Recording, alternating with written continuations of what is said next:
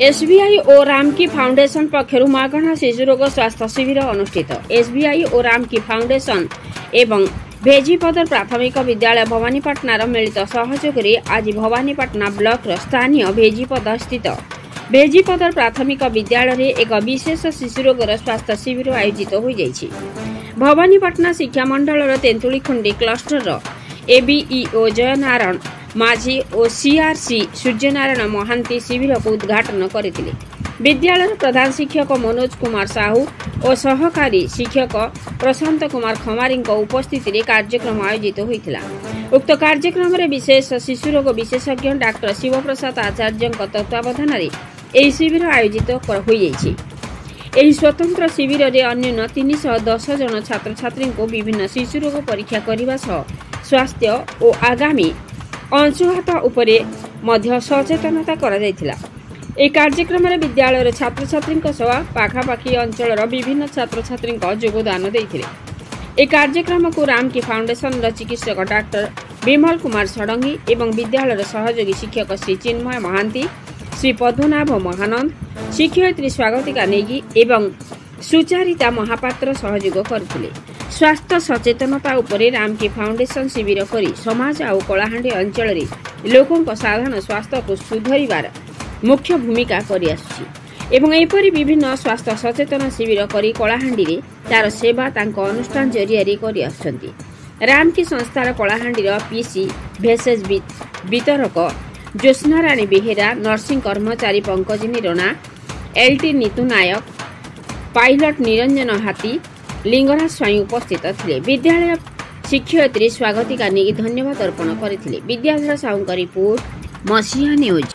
आपण मसीहा news YouTube channel को सब्सक्राइब कलेनी कि जदि करिनाहंती एबे करिनियंतु।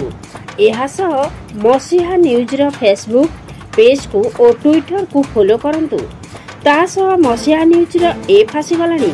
निज मोबाइल रो प्ले स्टोर रो डाउनलोड करनियंतु। जय जगन्नाथ।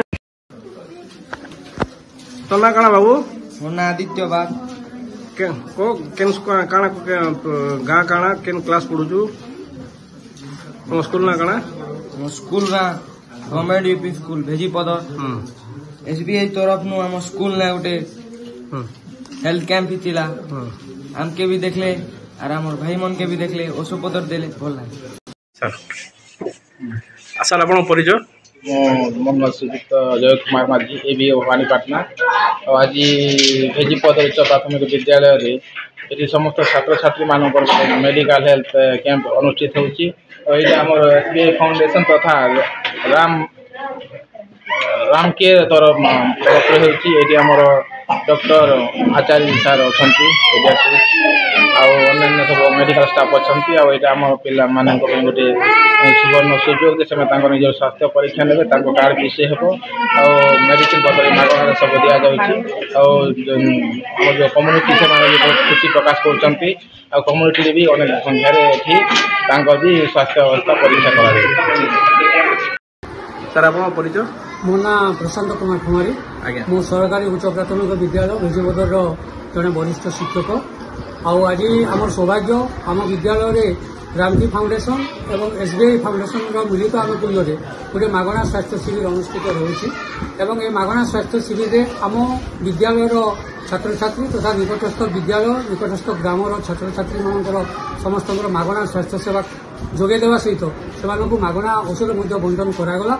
आम आगुरी शुणुलु एभलिया रामकी फाउंडेशन विभिन्न जगार लोक स्वास्थ्य एवं परिमल उपर से काम कर आज जो भाया गोटे पदक्षेप रामकी फाउंडेशन और एसबीआई फाउंडेशन तरफ आम विद्यालय अनुष्ठित है तद्वारा अनेक छात्र छात्री उपकृत हेले एवं निकटस्थ जो ग्राम गुड़िक अच्छी से ग्राम परिमल व्यवस्था निश्चित भाव में सुधार हो एवं ग्रामर आदिवासी माने स्वास्थ्य सेवा मागणार पाइपारे किसी औषध भी पाइपारे।